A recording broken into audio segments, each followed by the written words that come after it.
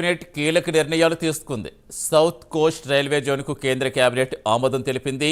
Waltair division పేరు విశాఖ డివిజన్గా మార్పు చేసింది. కేంద్ర ప్రభుత్వం పోస్ట్ ఫ్యాక్టో అప్రూవల్ ఇచ్చింది. ఏపీ విభజన చట్టంలో ఇచ్చిన హామీ మేరకు కొత్త జోన్ ఏర్పాటు చేసింది.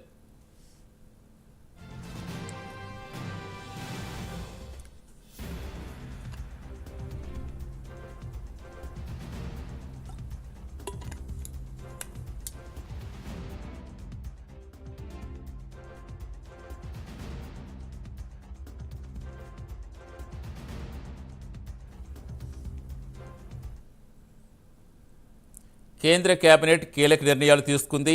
సౌత్ కోస్ట్ రైల్వే జోన్కు కేంద్ర కేబినెట్ ఆమోదం తెలిపింది.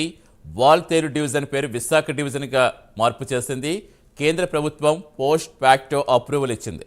ఏపీ విభజన చట్టంలో ఇచ్చిన హామీ మేరకు కొత్త జోన్ ఏర్పాటు చేసింది.